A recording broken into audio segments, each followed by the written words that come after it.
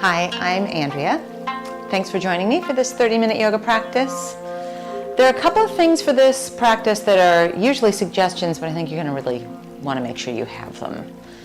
We'll be using our chair quite a bit. So I would have a chair that's got a sturdy enough seat to it that you can put a little bit of weight, a little oomph into the base of your chair.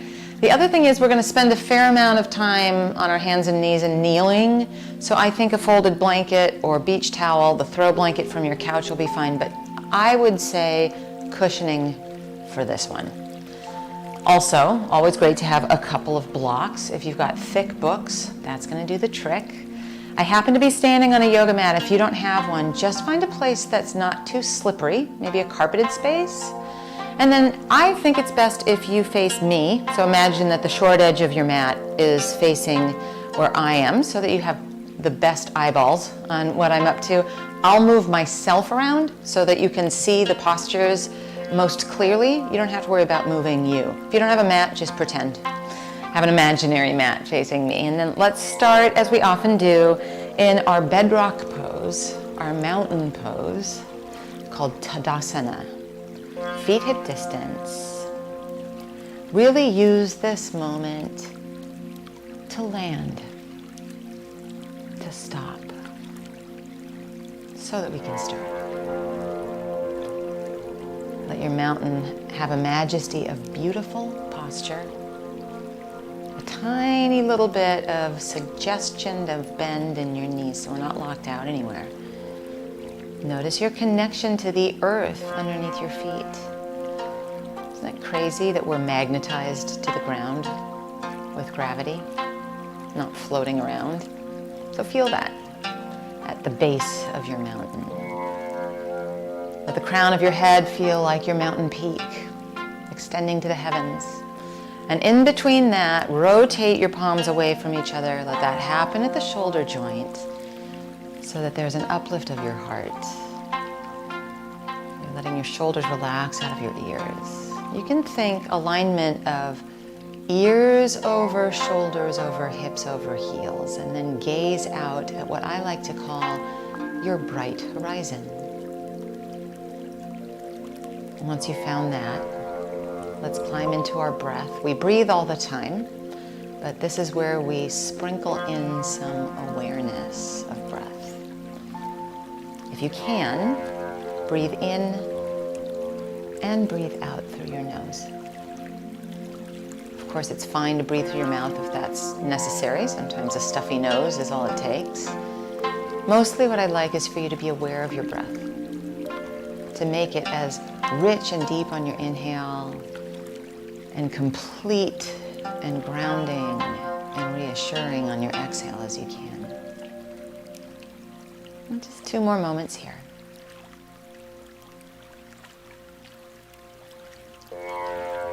And make sure that your chair is close by that short front edge of your mat, or whatever it is that you're substituting for a mat. Face the base of your chair. I'm turning mine sideways so that you can see me, but you could have it facing you entirely. And then inhale, arms out to the side, a V shape overhead.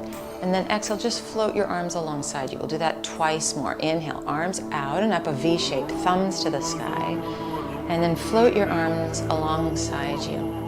Last time, inhale, arms out, a V shape, thumbs to the sky. And then float them along, palms continue to face out, adding on. Inhale, arms out and up, a V shape. Exhale, hinge at your hips, take your hands onto your thighs. Inhale, a little bit more length into your spine, and you can traction your hands on your thighs for that. And then exhale, increase the hinge at your hips.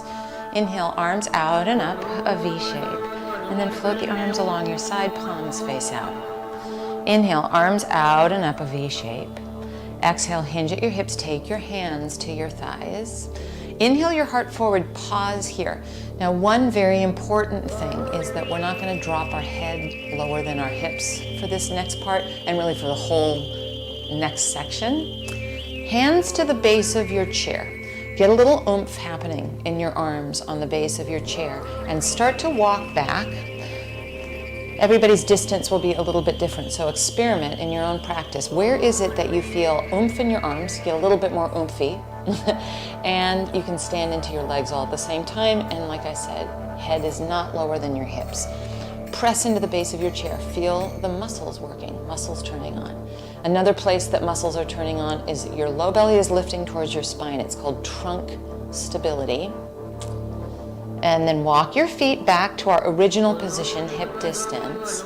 Take your hands onto your thighs. Inhale your heart forward. Exhale, a little bit more hip hinge. Inhale, arms out and up, a V shape. Then float your arms alongside you.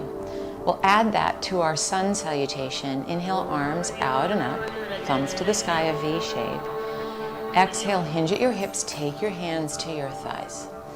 Inhale, lengthen through your spine. Keep that length, place your hands on your chair, step back, find where the porridge is just right for the oomph in the arms and the legs. Really feel your both whole hands pressing into your chair. Be mindful that you don't let your head get lower than your hips. And then walk forward, feet hip distance, hands come to your thighs. Inhale like a little bit of a back bend. Exhale, increase the hinge at your hips. Inhale, arms out and up, thumbs to the sky, a V shape. And then float your arms alongside you, palms face out. Great, it's called puppy dog, what we're doing on our chair. We'll do that again. Inhale, arms out and up, thumbs to the sky. Exhale, hands onto your thighs. Inhale your heart forward, get longer and taller than you have so far, and then place your hands for the oomph. Walk back to a place where you can feel really kind of even distribution between the work in your arms and the work in your legs. There's a stretch in the backs of your legs. And remember, low belly lifting. We want that trunk stability on our side. And then very slowly walk your feet back to that hip distance status. Hands onto your thighs. Inhale, get a little taller through your spine. Exhale, hinge at your hips. Inhale, arms out and up, thumbs to the sky, a V shape. And then float your arms alongside you, palms face out. We return to our mountain. This next thing is, I find, really helpful so that we don't end up doing this kind of a thing for the next bit of what we're up to together. So take your palms to the sky with your elbows alongside you. Now, none of this is tense. Just keep your elbows so they're brushing against your ribs. Have that soft bend to your knees. And then pretend that you're holding onto a resistance band or like a very large rubber band. Keep your elbows in. Just take your arms away, your hands away from each other. And then come back. So the elbows stay tucked gently against your ribs the whole time. Pull on your pretend resistance band and bring it back. So this is called an external rotation at the shoulder joint. You don't have to know that, but I want you to know the experience of it. So that's why we're doing this. Hands out and then forward. Elbows don't change where they are. So this is actually happening at the shoulder joint. And we're keeping the elbows in towards our body gently. And we're making sure that the rotation at the shoulder joint is not this kind of a thing, right? That's why that rotation of external is really important. Now remember that feeling. Take your hands onto your chair. Step back into our puppy dog. We will be adding this to our sun salutation in a moment, but first I want like a little bit of a tutorial. So I'm going to turn towards you so that you can see what I don't want. I don't want this, right? I want us to think of our resistance band, and we'll put a little bend in our elbows as we find our oomph. See how my elbows are in, not out. Super important. And then we'll straighten. So it's almost like a little puppy dog push-up. Let's try it separate from our sun salutation first. So step back to where you've got a little bit of oomph in arms and legs. And then just like 2 inches, bend your elbows towards you. Remember that resistance band. Remember to lift the low belly. And then straighten your arms. We'll do that 2 more times. It's not about a big bend. It's about a very specific, carefully constructed bend. And then straighten. And you can feel that that trunk stability plays a part, right? Bend your elbows just a couple of inches, elbows in towards your ribs. Straighten your arms out and then step back so that our feet are where we want for our mountain pose. Take your hands onto your thighs. Inhale, length into your spine. Exhale, hinge at your hips. Inhale, arms out and up, thumbs to the sky, a V shape. And then float your arms, palms face out, and we stand in our mountain. Let's add our little bent elbow kind of push-up thing to our sun salutations. Inhale, arms out and up, thumbs to the sky. Exhale, hinge at your hips, hands to your thighs. Inhale your heart forward and situate your hands onto the base of your chair. Step back to the even oomph. Lift at your belly, bend your elbows just a little bit, and remember they're in, not out. And then straighten your arms out.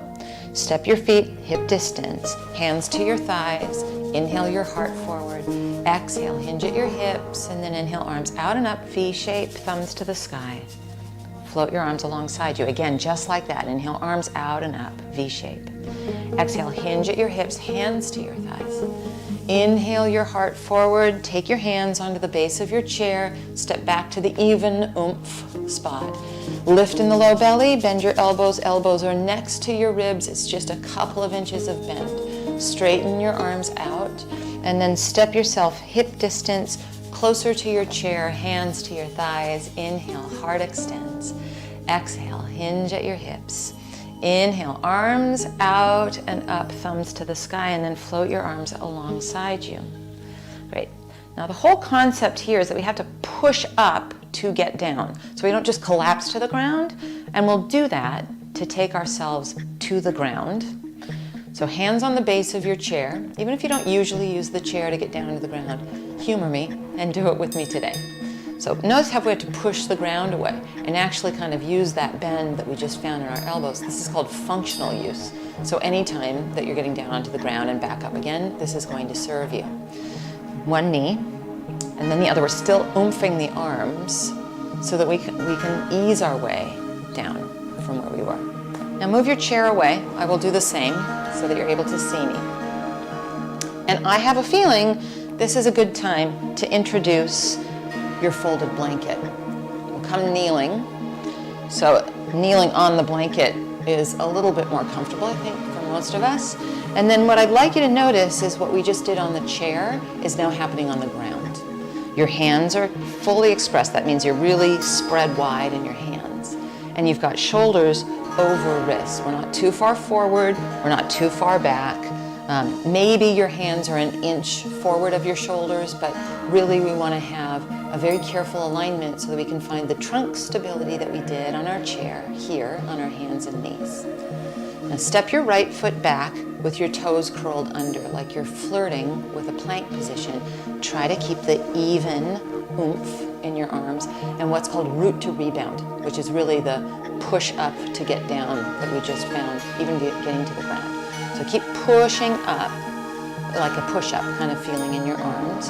And now lift your right leg and see if you can find the trunk stability, even though we're what's called asymmetrical. That means that there aren't all four limbs down on the ground. Try to keep evenness in your arms. Breathe deeply. If you need to return your right foot to the ground before I mention it, do it. We're not sagged in the shoulders. Remember the oomph from our chair? Think shoulder blades on the back. And then return your right foot to the ground if you haven't. And then your right knee to the ground. Come kneeling for a moment and make some circles with your wrists. It doesn't matter which direction. And then turn the wrist the other direction. We'll do that in between sides and exercises so it feels okay to you. Once again, hands and knees.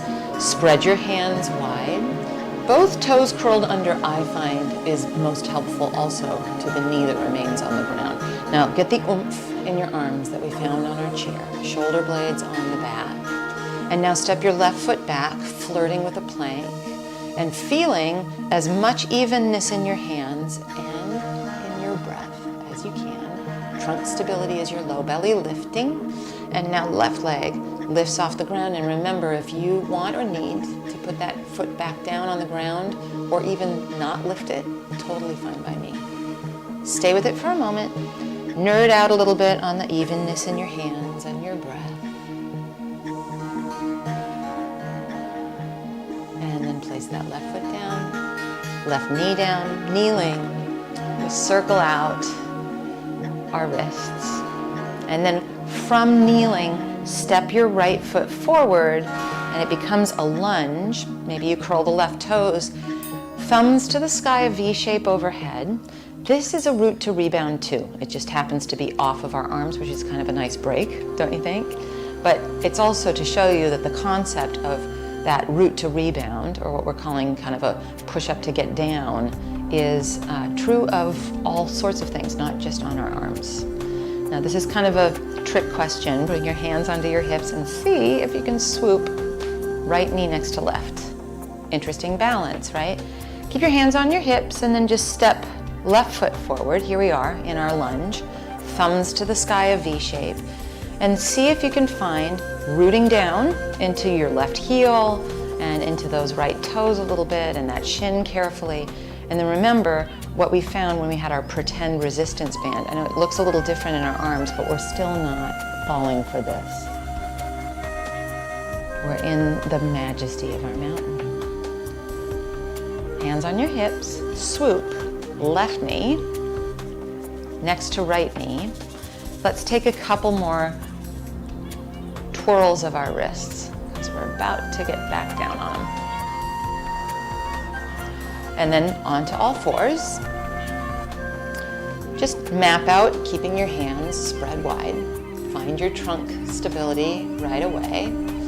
Now step your right foot back. Maybe step your left foot back. And here we are in a plank. Talk about oomph on our arms, right? If that's too much, just keep the right knee down, or the left knee down, and keep your right foot stepping back. And then left knee down, right knee down, come kneeling, do a little twirl, get a little release. And then hands and knees. On our hands and knees, this time left foot steps back, and that's enough. Shoulder blades on the back, remember, trunk stability. Maybe right foot steps into a full plank. Totally optional, you don't have to do the full plank. 2 moments here. Then right knee down, left knee down, come kneeling and let's do our twirl. Now we're gonna add all those ingredients together and have a little bit of a sequence. How about that? Hands on your hips, step your right foot forward. Thumbs to the sky, a V shape. Bring your hands back to your hips. Swoop, right knee next to left knee, hands and knees. Right foot steps back, maybe left foot steps back. Plank in whichever phase you want to do it. And then left knee down and right knee down, we're kneeling. You could take a little twirl and then take your hands to your hips. Left foot steps forward. We're in our low lunge, thumbs to the sky, V shape. And then hands back onto your hips, swoop, left knee next to right knee, hands and knees, left foot steps back, maybe right foot steps back too. Oomph in the arms, low belly is lifting, and then right knee down and left knee down, come kneeling, little twirl of our wrists. And then hands to the hips, right foot steps, V shape. Hands back to our hips, right knee next to left knee. Hands and knees, shoulders over wrist, trunk stability. Right foot steps, maybe left foot steps too. And then left knee comes down, right knee comes down. Kneel, take your twirl of your wrists, and then your hands onto your hips, left foot steps forward. Thumbs to the sky, V shape. Hands to your hips. Swoop your left knee back. Hands and knees. Left foot, maybe right foot, but you've got your hands spread wide, shoulders over wrists, and low belly lifting, and then right knee down. And left knee down. Come kneeling. Take a little twirl. Great. One more time, hands and knees. I promise before too long we will be off of our arms. I think you'll be thinking of me a little bit in the arm department as the week goes on. Now, we're on hands and knees here. What I'm going to ask you to do is to step your knees back just about 5 inches so that it feels a little bit more like you've got to find the trunk stability. Now, I don't want that to collapse anything. So this is plenty. Yeah? Now remember what we did with our pretend resistance band, and remember how I showed you, and we'll show you again, that what we're not doing is this. So super important to me that this not be the collision, that instead, all you're gonna do in that position that I showed you is the tiniest little bit of bend with your elbows towards you and straightening. That's all we're going for. Ready? So hands and knees, toes curled under, low belly lifting like crazy, no elbows out to the side. Here we go. Little bend to the elbows and then straighten. Twice more unless that was enough. Little bend to the elbows and straighten. Last one. Little bend to the elbows, straighten, kneeling. Turn your wrists, your poor little wrists. Pause for a moment. Eventually what that becomes is what's called a chaturanga, which is like a yoga push-up that takes you all the way to the floor. I'm going to show you some training wheels towards that. You don't have to do this part, especially if your arms are really tired, but I want to show you what comes next. So we would come from our hands and knees to that knees further back position, which is called a modified plank. And then our pretend resistance band action would take us all the way to our belly, elbows brush the ribs. So if you want to try that, you can. If it's a little bit more than you bargained for, just meet us on your belly. And once you're on your belly, you might decide to move the blanket out of the way. So maybe one of your last little attempts takes the blanket out of the way, and then we meet on our belly in Sphinx pose. So forearms on your mat, chin stays parallel to the ground. So we're not trying to do a back bend with our neck, although our neck would like that, because if you think about it, it's already doing a back bend, right? So traction your elbows towards you, let your chin stay parallel to the ground. Lift your low belly, remember that trunk stability, that's here too. And press into the tops of your feet. Maybe you even feel your kneecaps lift up off the ground. 2 moments here.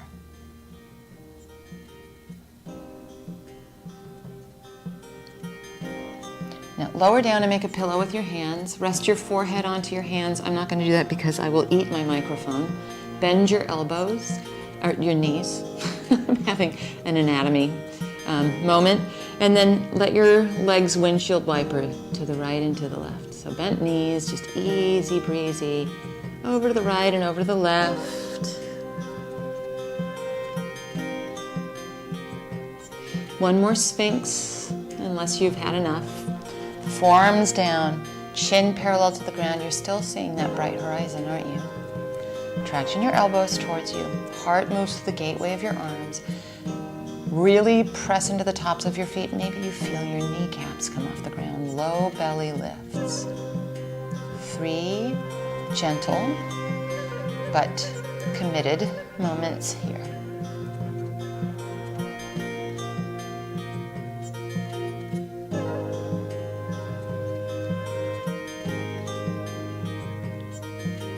And then gently release down. Roll over onto your back. Now we're really off our arms. It's about time, don't you think?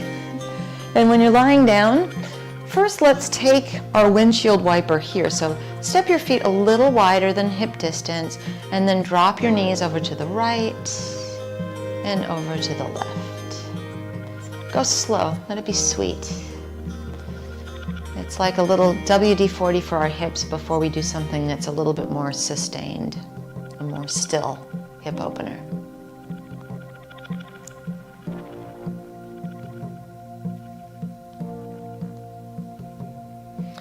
And then here we are, right down the middle, knees to the sky. Cross your right ankle on top of your left thigh. This could be the perfect place to hang out. Maybe it feels even better to you to put your left foot on a block. And then that gives you a little bit more. There is a version of this if you're able to scooch to the wall where you would put your left foot on the wall. So that could be interesting to some. It's all just an experiment. Perhaps right hand through the space, holding the back of the left hamstring, eventually maybe even interlacing around the left shin, but it's not something you want to force. I'd like for you to feel shoulder blades on the back here.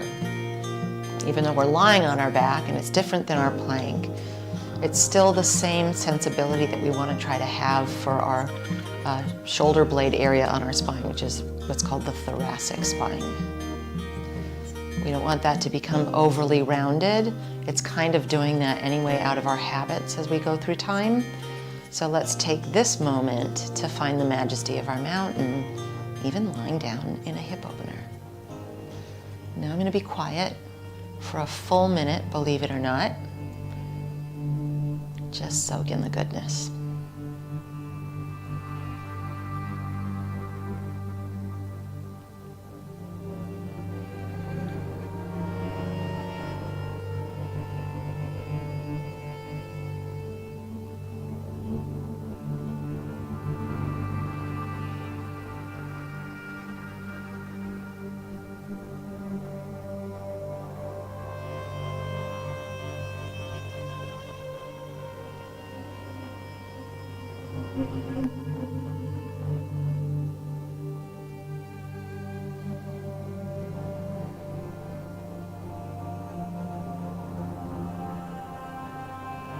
And that was a full minute.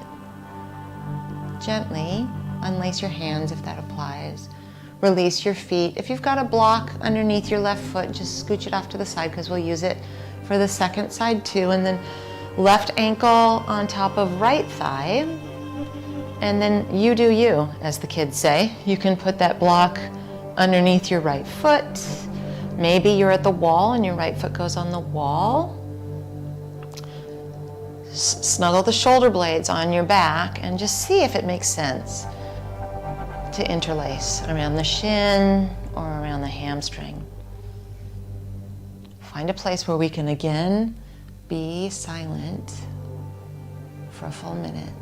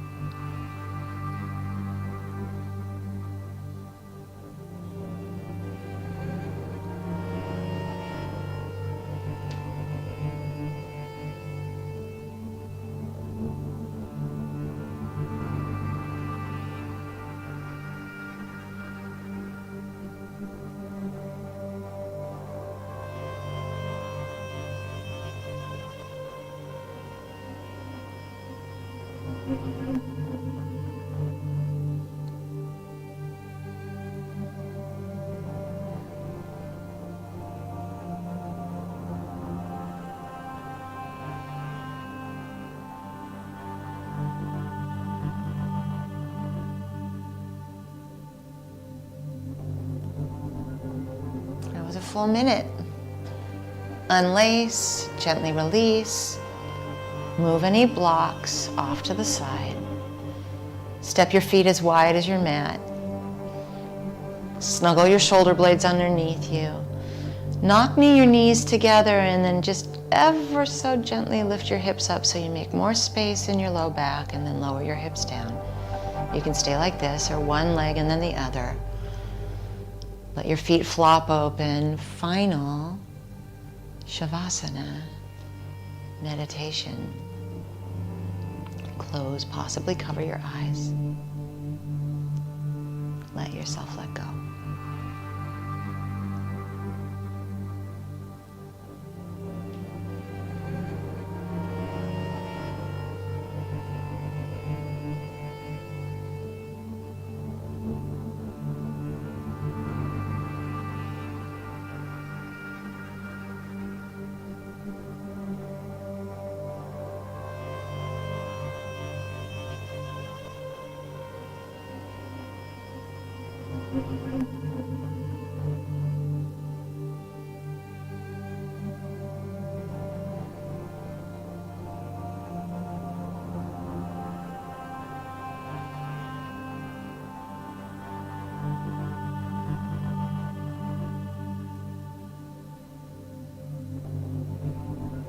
You're always welcome, in fact, encouraged to stay as long as you'd like in this Shavasana final meditation. If you're ready to find your way back, gently move your fingers and toes, maybe stretch your arms and legs in opposite directions. Gather up your knees into your chest, carefully roll to either side. And use the strength of your arms to bring yourself up to any comfortable seat, maybe a cross-legged seat. Palms up or down. Just take a moment to honor what you've done and to let it become a part of your fabric so that you can wear this, as I said earlier, functionally off your mat and into your life. The mindfulness and the movement. I'm Andrea. Thank you so much for practicing with me. I look forward to us doing it again soon.